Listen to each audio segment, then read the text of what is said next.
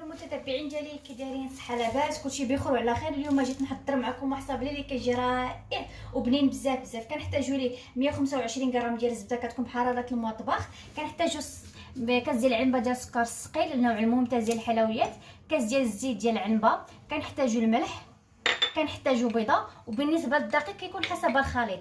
وهذا الصابلي انا نخدم به بهاد النكهات. عندي هنا الشوكولا فيغميسيل، عندي هنا فلون بنكهه الشوكولا، وعندي هنايا فلون بنكهه الكراميل، وعندي كنغلب السكر السقي ديالي. كما قلت لكم السكر السقي خاصو يكون نوع جيد، النوع الممتاز ديال الحلويات.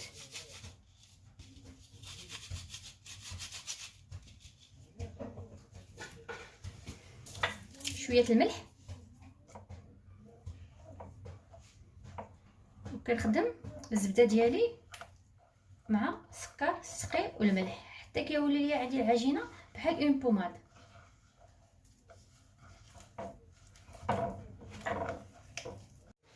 كما كتشوفوا الخليط ديالي كيولي لي بحال الشكل ديالو بحال اون بوماد. دابا كنزيد الزيت،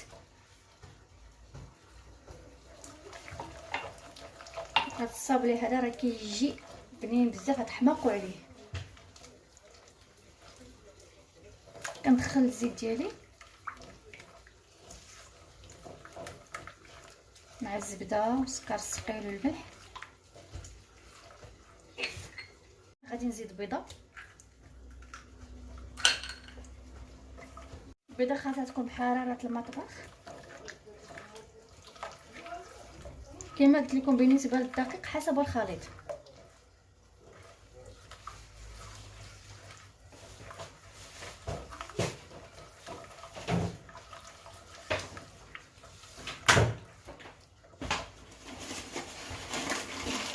الدقيق ديالنا خاصو لابد يتغربل.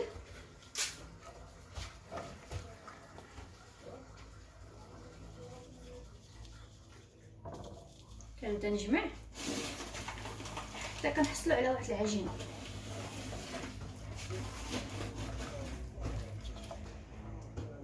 هاد الصابلي ديالنا ما فيش الخميره ديال الحلويات الحمراء. متتبعين ديالي، ها هي العجينه ديالي من بعد ما لميتها. دابا غادي نقسمها على 4 قطع، وكل قطعه نخدمها بنكهه.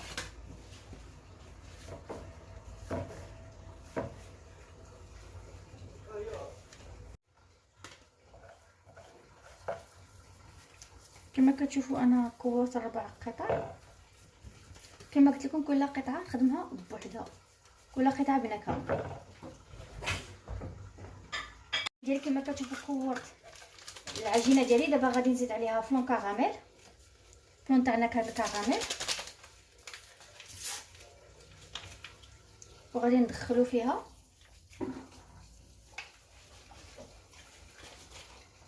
تقدروا ديروا حتى البسكوي اللي عندكم. تعرفوا بان عجينه الصابلي راه ما كتعجنش، غير كتلم.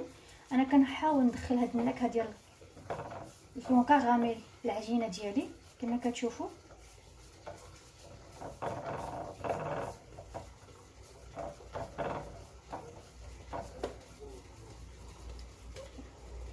كنحطها تماك، وكنجيب عجينه وحده اخرى شوكولا.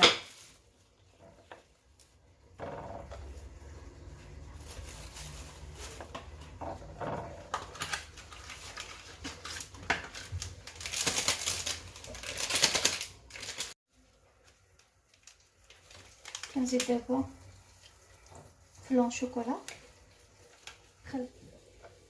فلون شوكولا في العجينه ديالي.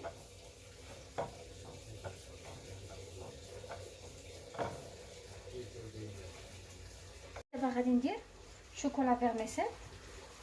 دابا 2 معالق كبار، معلقه ثالثه، وغادي ندخل الشوكولا فيرميسيل في العجينه ديالي.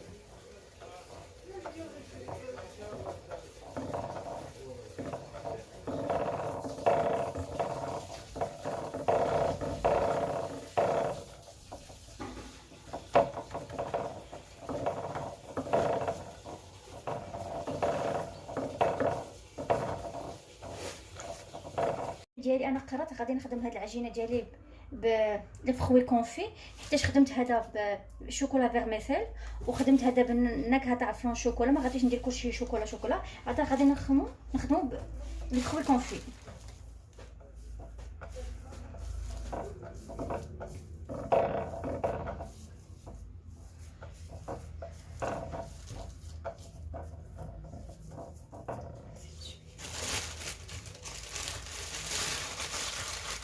نزيد شويه تاع الفخوي كونفي.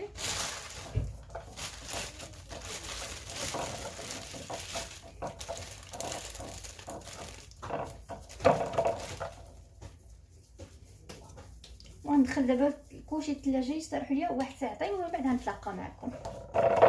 البيان ديالي من بعد ساعتين خرجت العجينه ديالي من الثلاجه. هاد النكهه فيها البخانيني. دابا غادي نحلها معكم. كما كتشوفوا فرشت فوقها بلاستيك غذائي. كنبدا نحل في العجينه ديالي وغادي نخدمها بالطوابع. واحد الطابع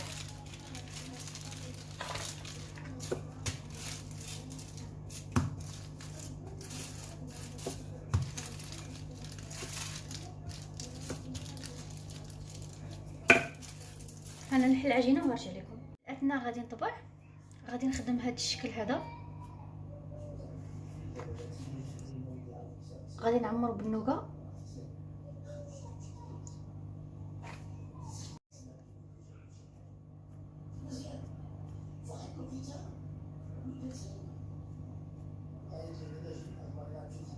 البيعين ديالي كما كتشوفوا الصابلي ديالي ها هو طابيه. دابا غادي نقدم معكم النوغا. عندي هنايا 50 غرام ديال السكر سنيده، 50 غرام ديال الزبده، 150 غرام ديال الزنجلان، معلقه كبيره ديال الماء، وعندي هنايا 50 غرام ديال الكليكوز. غادي نبداو دابا على بركه الله. اول حاجه كندير السكر، كنضيف الزبده بحراره المطبخ، كنضيف الكليكوز 50 غرام. هو اللي غيجمع لينا هاد النوغا.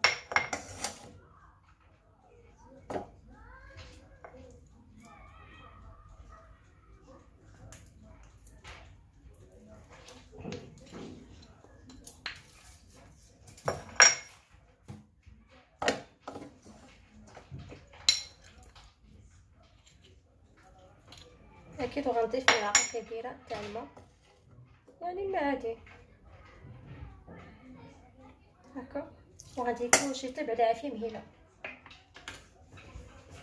شوفوا ها هي الزبده ديالي مع السكر سنيده مع الماء مع الكليكوز بدا حطيتهم في العافيه حتى تبربروا ليا مزيان ولا فهم هاد البقعه. دابا غادي نزيد 150 غرام ديال الزنجلان وغنحرك.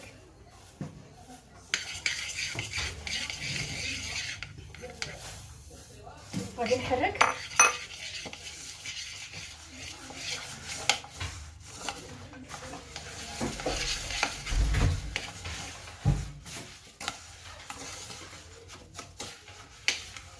هاد النوغا. كتجي رائعه وبنينه ومقرمشه، ما تشبعوش منها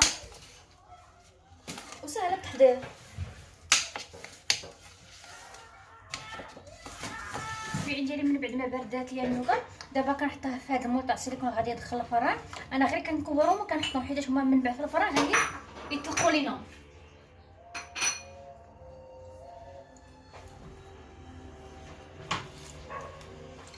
الا شفتوها كتلصق معكم في يديكم عاونوا بشويه تاع الماء.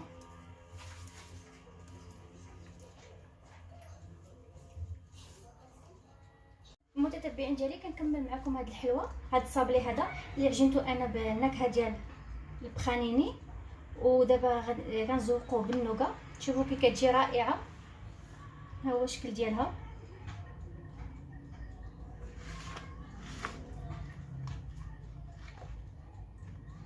هاد النوغا كطيب في الفران تقريبا واحد 10 دقائق ما كاملاش. نحيدهم غير بالمهل وهنا معكم. دابا غادي نكمل معكم التحضير ديال هذا الصابلي هذا اللي بالنوغا. كما كتشوفوا عندي هنايا النكهه ديال البخانيني، عندي هنايا الكليكوز، وعندي الناباش، وعندي نسلي كراميل.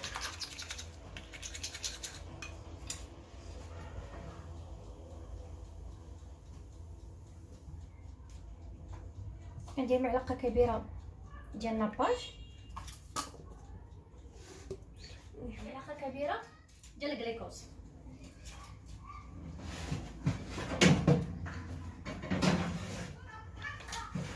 وغادي نزيد دابا بخانيني، حيت انا العجينه ديالي تاع صابلي خدمتها بنكهه البخانيني، وغادي نحرك كلشي.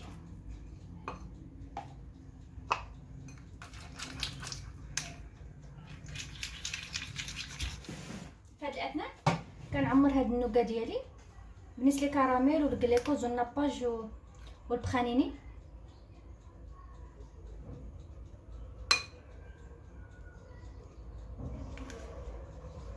عاد من بعد نديرو في صابلي اللي طيبت من قبل.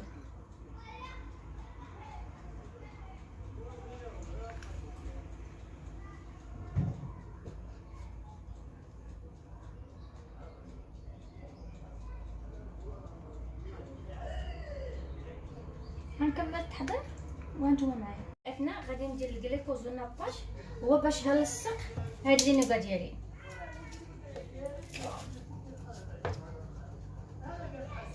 معلقه ديال الكليكوز، كانت معلقه ديال الكليكوز ضروري تكون فيها الماء الكليكوز.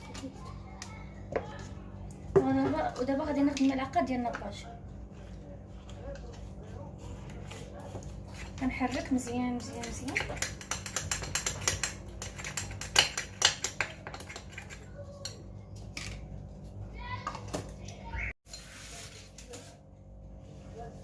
هاد الاثناء كنهز الصابلي ديالي كندير عليه الكليكوز والناباج، وكنهز ديك النوكا لي صاوب كنديرها من الفوق.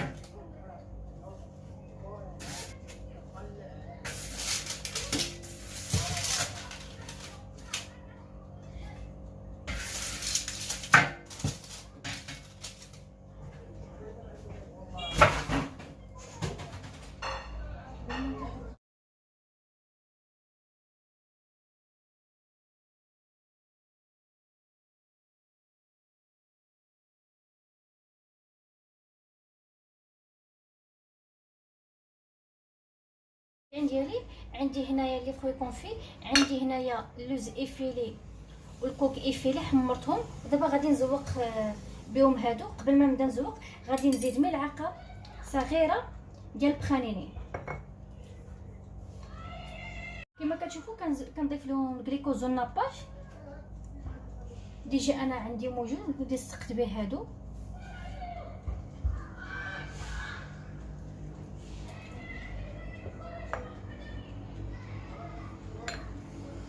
وغادي نزيد نكهه ديال البخانيني كتجي رائعه في هذه الحشوه هذه.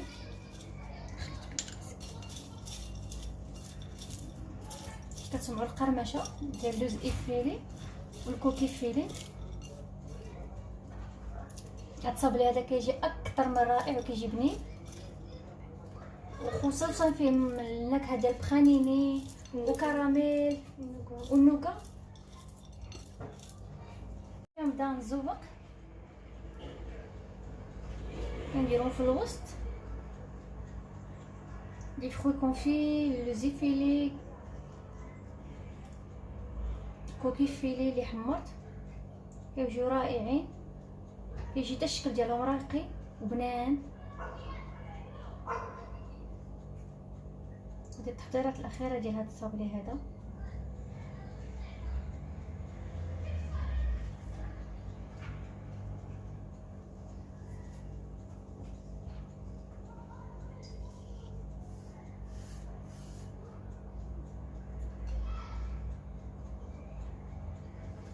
غنكمل هاد التحضيرات وتشوفوا التبصيل ديال التقديم. بداتنا غادي ندير العقاش الصغور. الناس اللي عندهم ما عندهمش تاع يديروا البافور، واحد كيجيو شويه راقيين في المنظر.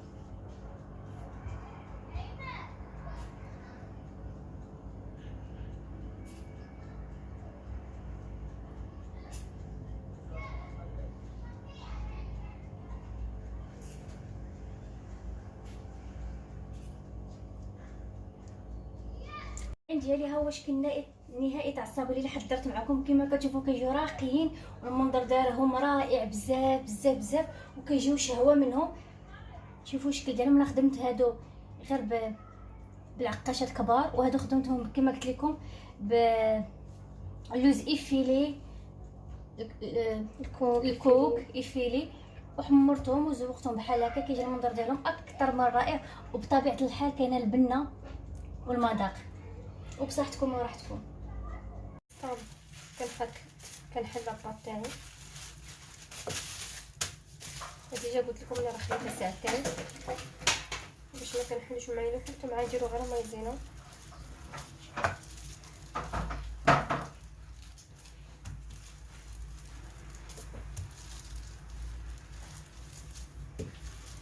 ديجا درت انا الطاوله الاولى.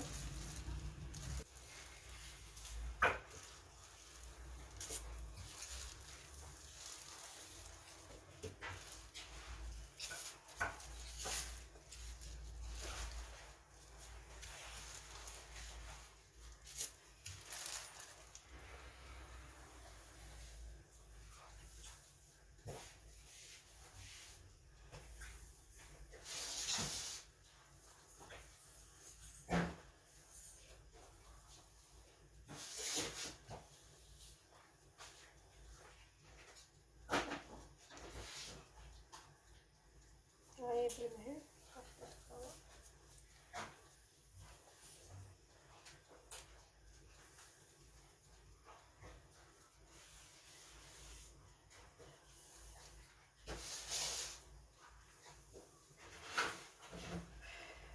المتتبعين ديالي كنكمل انا العجينه تاع الصابلي ديالي. خدمت العجينه ديالي بهذا المول هذا، طيبتهم في الفران على هذا الشكل هكا دوائر. دابا غادي نكمل معكم. عندي هنايا نسلي كراميل، عندي هنايا اللوز مهرمش حمرته. الا عندكم تا كاكاو مهرمش ديروه. خدمت هاد لي شوكولا في لي مول تاع السيليكون، دخلتهم الكونجيلاتور درتهم هادو معاهم لي كولورون. ودابا غادي نكمل التزيين تاع الصابلي ديالي. كنهز شويه بالمعلقه كندير هكا،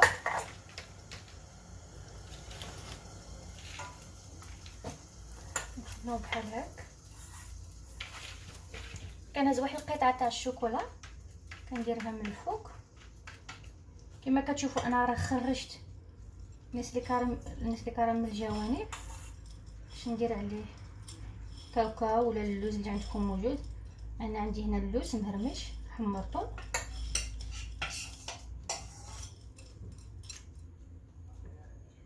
ها هي حتى كنكمل كاع لي صابلي ديالي. نعاود معكم وحده.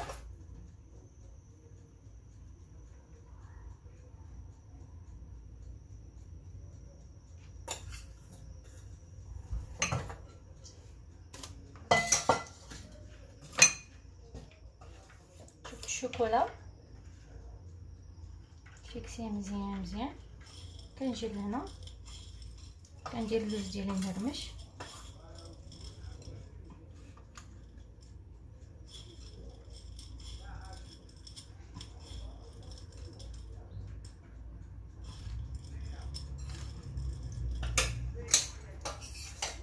حتى كنسالي لي صابلي ديالي كاملين. غنكمل لي صابلي ديالي وغنرجع لكم فيما بعد. ديالي كما قلت لكم في الفيديو اللي قبل، خليت العجينه ديالي استراحت ساعتين. دابا غادي نحلها معكم وغادي نخدم بهذا الطبع هذا. شيت شويه مايزينا وكنفرش في بلاصتي غذائي كنحل بالكيات.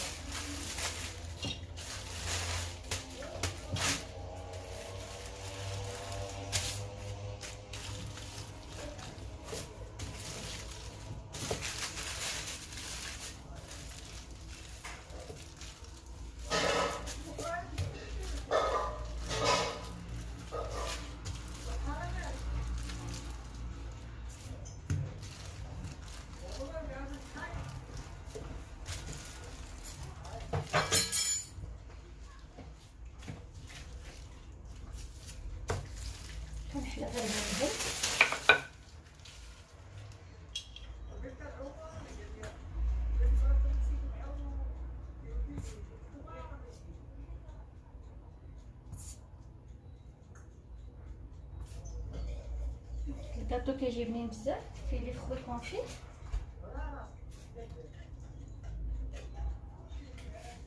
انا الفران ديالي راه شعلت عليه على حراره 180 درجه من الفوق ومن التحت. البيعين ديالي كما كتشوفوا حطيت الصابلي ديالي في الطاوله داخل الفران، فرش عليها ورق الزبده، وغادي نكمل تحضير تاع هاد لي صابلي هادو وانتم معايا. البيعين ديالي انا مستمره كنقاد العجينه تاع الصابلي. خدمت هاد العجينه اللي درت فيها الان الشوكولا فيغميسيل، نحلها وغادي نخدمها بهذا الطبق هذا.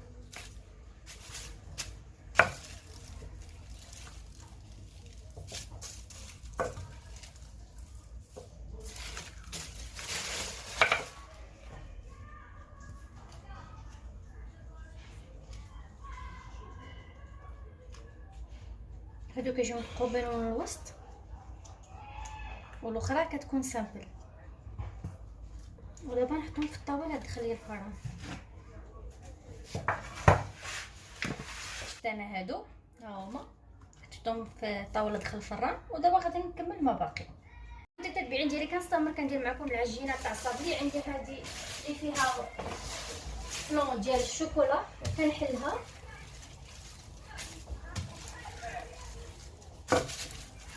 كما نديروا مع العجينه تاع الصابلي. خديت عده اشكال بعجينه واحده، وانا كنقسمها وكنخدم لي زاغوم اللي عندي او النكهات اللي عندي.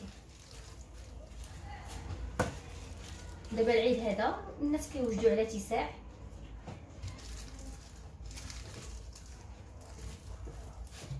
طبعا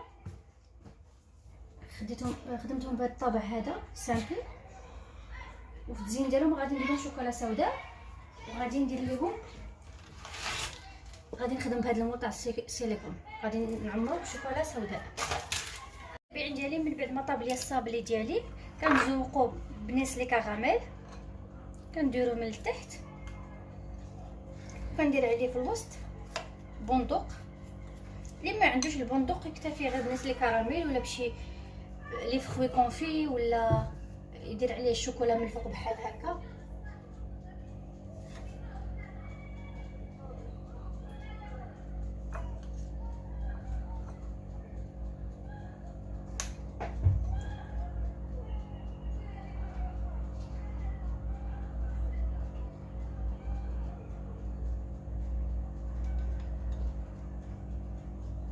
نستمر غنوريكم الشكل ديالهم كي كيجي بحال هكا.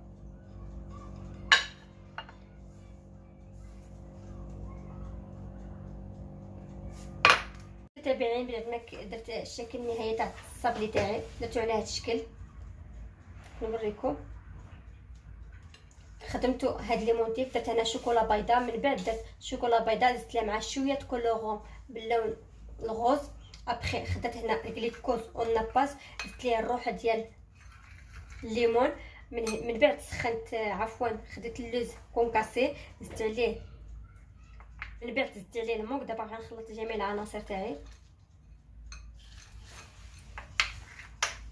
نغيرو شويه عن المعتاد.